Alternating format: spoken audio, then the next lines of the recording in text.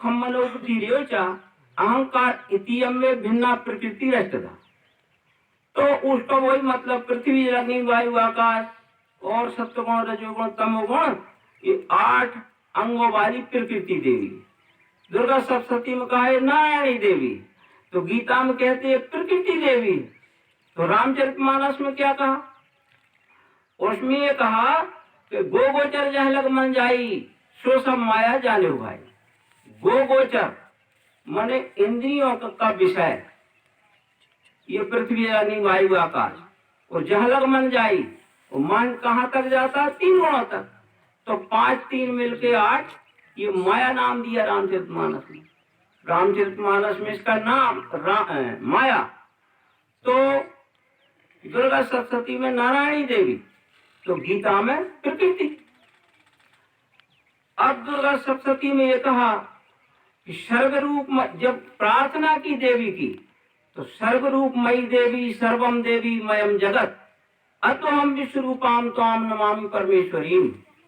सर्व रूप मई देवी, जितने रूप रूपांतर दिख रहा है सब रूप सर्व रूप देवी के हैं। सर्व रूप मई देवी सर्वम देवी मयम जगत, ये पूरा जगत देवी का ही स्वरूप है। अतो हम विश्वरूपाम त्वाम नमामि, हे विश्वरूपा देवी हम तुम्हें नमस्कार करते हैं। तो ये सर्व रूप जितने दिखते हैं देवी का रूप बताया गया। अब श्वेताश्वर उपनिषद में ये लिखा है कि मायाम तु प्रकृतिम विद्यान माइनम तु महेश्वरम तस्यावय भूतस्तु व्याप्तम सर्वमिदं जगत।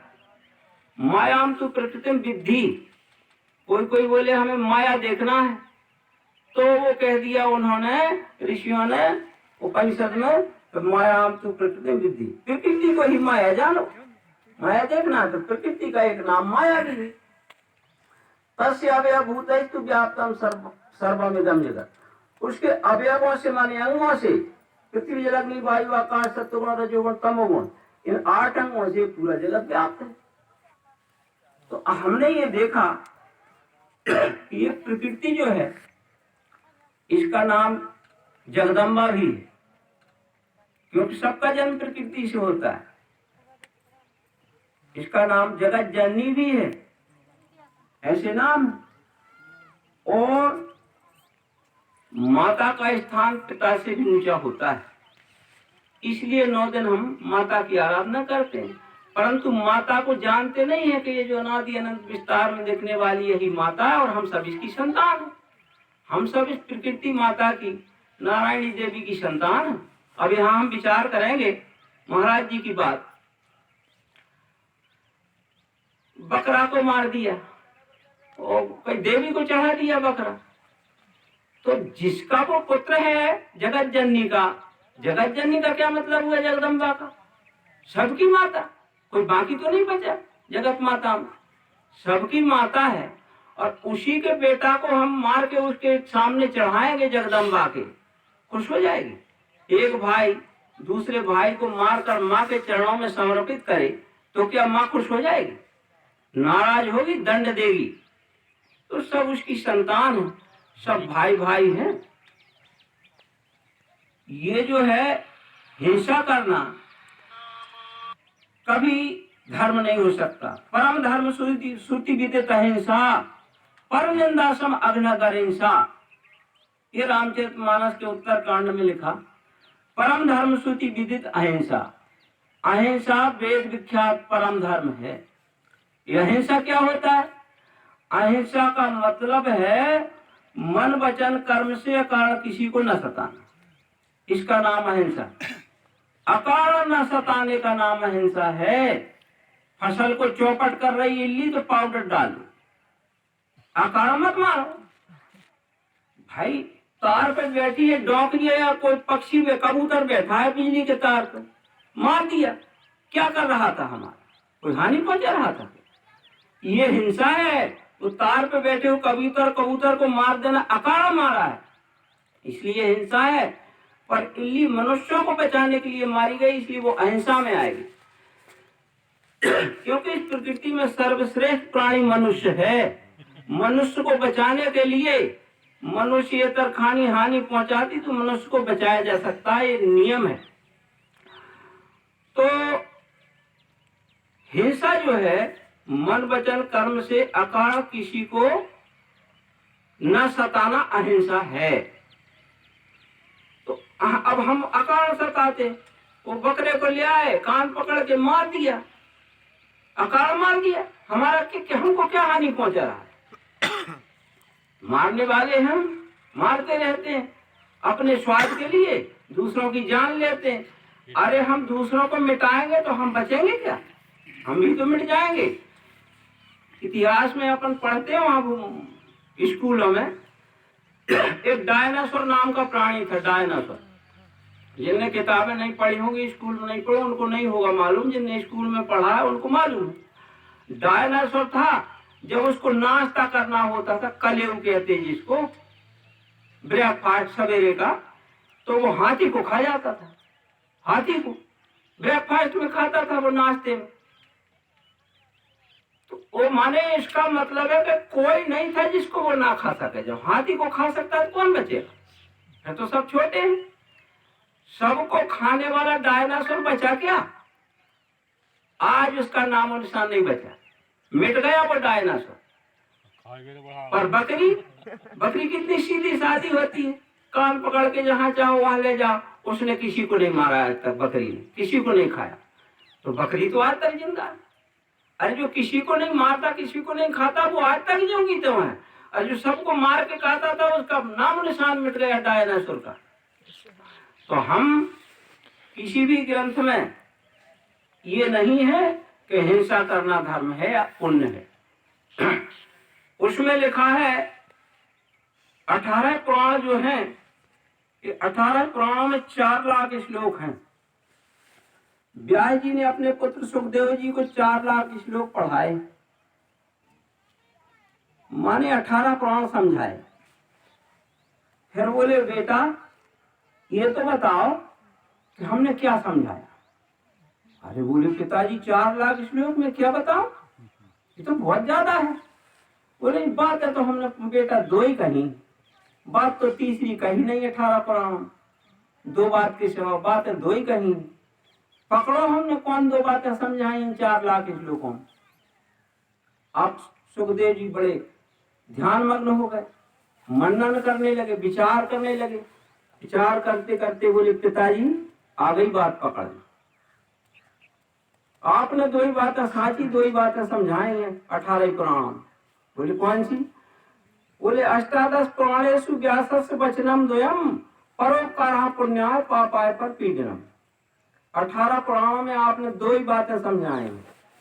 परोपकार को नाम पुण्य है, दूसरों की भलाई करने का नाम पुण्य है, और पापाय पर पीडनम, दूसरों को पीड़ा देने, सताने या दुख पहुंचाने का नाम पाप है।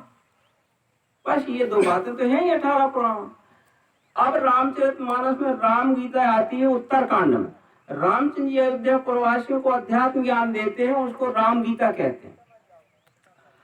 तो उसमें रामचंद्र जी ने अयोध्या प्रवासियों से कहा कि परहित सरस धर्म नहीं भाई, पर पीड़ा सम नहीं अधमाई, निर्णय सकल पुराण वेद कर, कहूं तात जानहि को विद नर।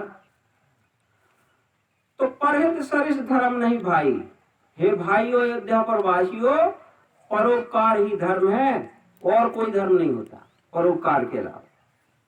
पर पीड़ा सम नहीं अधमाई, और दूसरों को सताने का नाम अधर्म है, और कुछ दूसरी चीज का नाम अधर्म नहीं। दूसरों को सताने का नाम अधर्म है।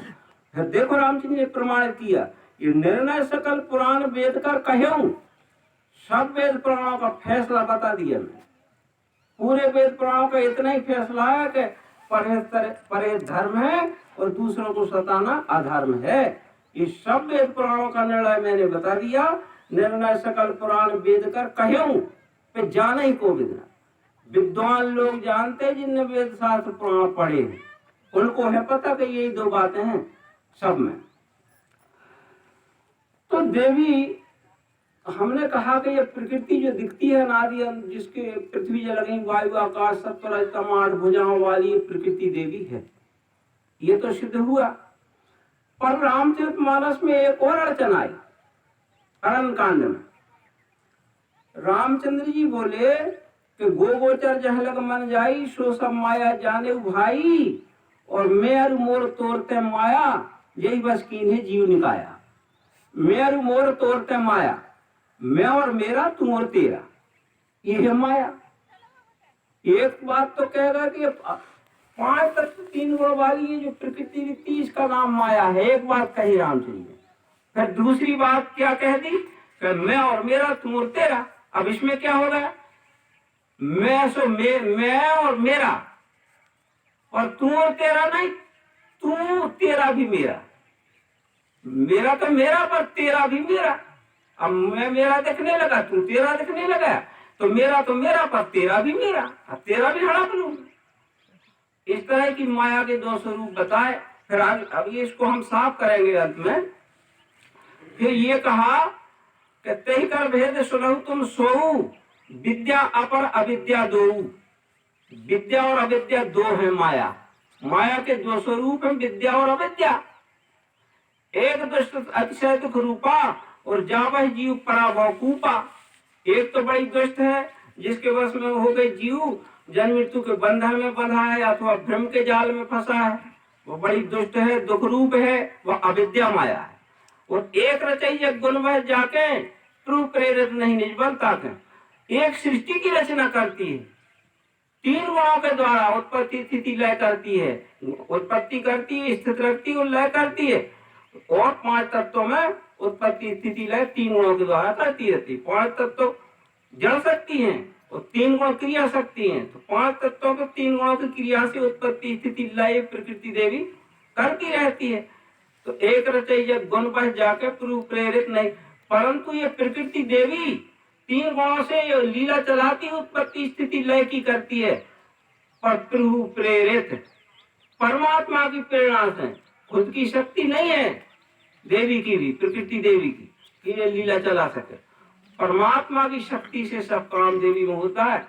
तो देवी का हो चल रहा है, उसका मतलब है शक्ति दोनों की मिलकर काम करती है, परमात्मा की और मालिक माता पिता की, देवी की और परमात्मा की, दोनों की शक्ति मिलकर काम करती। अब इसमें विद्या विद्या 2 कह दिया, तो भाई अनादि अनंत विस्तार में 5 तत्व 3 गुण की प्रकृति अथवा माया अथवा नारायणी या जगदम्बा दिख रही है, जिससे सब उत्पन्न होते हैं। इसके 2 स्वरूप कैसे हो गए, अविद्या और विद्या। जो रामचंद्र जी ने बता दिए कि इसके 2 स्वरूप हैं, विद्या और अविद्या। उसको समझने के लिए एक दृष्टांत कहते हैं। एक राजा था, राजा सेना लेकर जा रहा था और एक पहाड़ी में, जी ऐसी पहाड़ियां हैं, ऐसी पहाड़ी में अपना पड़ाव डाल दिया, शिविर लगा दिया राजा ने। अब शिविर लगा था और दूर से एक महिला आ रही थी। सिपाही बोले, हुजूर ऐसा लगता है कोई बड़ी सुंदर स्त्री आ रही है।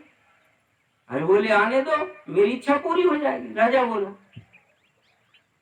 और पास में आई, बोले, हुजूर वो तो वास्तव में सुंदर दिखती। तो बोले, ठीक है, अपना काम बन जाएगा। जब पास में बिल्कुल राजा के सामने आ गई तो राजा उसके चरणों में लेट गया। देखो, जब वो दिख नहीं रही थी, पहचानता नहीं था, तो क्या इच्छा हो रही थी उसकी, क्या विचार उठ रहे थे कि मेरी भोग वस्तु बनेगी वो। परंतु जब सामने और पहचान गया, ये मेरी माता है, जननी है, सगी में हतारी थी राजा की, ये तो मेरी माँ है, तो वो चरणों में लेट गया। तो ये मतलब ये प्रकृति सबकी सगी में हतारी है, इसको हम पहचानते नहीं हैं, इसलिए लूटते खसौटते हैं और इसकी संतानें हैं, पशु पक्षी और इन सबको मारते, मनुष्यों को मारते, किसी की आंखें काटते, किसी को सताते हैं। ये पहचानते नहीं है। पहचान जाए क्या, ये तो माता है, जगत जननी। फिर तो क्या व्यवहार होगा, माँ जैसा सेवा में प्रेम का व्यवहार हो जाएगा। तो ये बात है माता की। अब रामचरितमानस में हम थोड़ी सी बात करेंगे।